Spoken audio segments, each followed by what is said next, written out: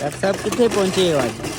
ਅੱਛਾ ਜੀ, ਅੱਜ ਮਾਸ਼ਾਅੱਲਾ ਸੰਡੇ ਬ੍ਰੰਚ ਸਾਡੇ ਰੈਸਟੋਰੈਂਟਾਂ ਦੇ ਵਿੱਚ ਚੱਲਦਾ ਪਿਆ ਤੇ ਸੰਡੇ ਬ੍ਰੰਚ ਅਸੀਂ ਜਨਾਬ ਇੱਥੇ ਜਿੱਥੇ ਯੋਗਾ ਕਰਦੇ ਹਾਂ, ਲੋਕੀ ਕਹਿੰਦੇ ਨੇ ਜੀ ਤੁਸੀਂ ਕੋਈ ਐਕਸਰਸਾਈਜ਼ ਜਾਂ ਰਨਿੰਗ ਸ਼ਨਿੰਗ ਕਰਿਆ ਕਰੋ। ਅਸੀਂ ਭਾਜੀ ਪ੍ਰੋਪਰ ਯੋਗਾ ਕਰਦੇ ਹਾਂ, ਕਦੀ ਕਦੀ ਛੁੱਟੀਆਂ ਵੀ ਵਿੱਚ ਕਰ ਲੈਂਦੇ ਹਾਂ। ਤੇ ਇਹ ਜਨਾਬ ਲੱਸੀ ਤਿਆਰ ਹੋ ਰਹੀ ਹੈ, ਮਿੱਠੀ ਲੱਸੀ ਆ ਵੇਖੋ ਨਾ ਜਨਾਬ, ਬਿਹਤਰੀਨ ਔਰ ਦੁੱਧ ਮਲਾਈਆਂ ਵਾਲੀ ਮਿੱਠੀ ਲੱਸੀ ਤਿਆਰ ਹੋ ਰਹੀ ਹੈ। ਉਸਮਾਨ ਸਾਹਿਬ ਨਾਨਾਂ ਨੂੰ ਘਿਓ ਲਾ ਰਹੇ ਨੇ, ਉਹ ਸ਼ਰਾਫਤ ਸਾਹਿਬ ਜਨਾਬ ਗਰਮਾ ਗਰਮ ਨਾਨ ਲਾ ਰਹੇ ਨੇ। ਮਾਨ ਸਾਹਿਬ ਜ਼ਰਾ ਉਹ ਪਾਵਿਆਂ ਦਾ ਜ਼ਰਾ ਖੋਲ ਕੇ ਢੱਕਣ ਜ਼ਰਾ ਵਹਾਓ ਨਾ, ਪਾਵੇ ਖੋਲਦੇ ਖੋਲਦੇ ਵਹਾਓ ਜ਼ਰਾ ਆਵਾਮ ਤਾਂ ਕਿ ਲੋਕਾਂ ਦਾ ਦਿਲ ਜਿਹੜਾ ਨਾਲ ਲਲਚਾਏ।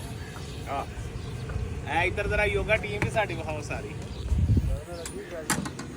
ਸਾਰੇ ਜਨਾਬ ਯੋਗੀ ਇੱਥੇ ਬੈਠੇ ਨੇ, ਯੋਗੀ ਜੋਗੀ ਜੋਗੀ ਕਰਦੇ ਇਹ ਜ਼ਰਾ ਖੋਲ ਕੇ ਵਹਾਓ ਜ਼ਰਾ ਆਪਣਾ ਉਸਮਾਨ ਸਾਹਿਬ, ਪਾਵੇ ਜ਼ਰਾ ਹਲਾ ਹਿਲਾ ਕੇ ਵਹਾਓ ਨਾ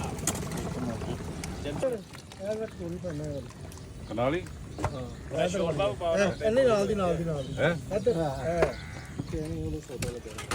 ਅੱਛਾ ਜੀ, ਇਹ ਜਨਾਬ ਪਾਵਿਆਂ ਦੀਆਂ ਕਟੋਰੀਆਂ ਉਸਮਾਨ ਸਾਹਿਬ ਰੈਡੀ ਕਰਦੇ ਨੇ ਪਏ।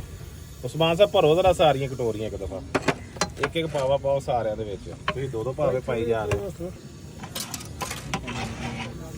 ਇਹ ਸਾਰੀਆਂ ਭਾਲਾ ਨਾ ਕਰੋ, ਤੂੰ ਨਾ ਆਪ ਲੈ ਜਾ। ਇੱਕ ਦੋਸਤ ਨੂੰ ਸਾਰੇ ਫੜ ਲਓ, ਜਰਾ ਕਰ ਦਿਓ ਸਾਰਾ। ਇਹ ਪਹਿਲੇ ਆ ਕਰ ਲਓ ਨਾ ਰੱਖੋ ਪਹਿਲੇ।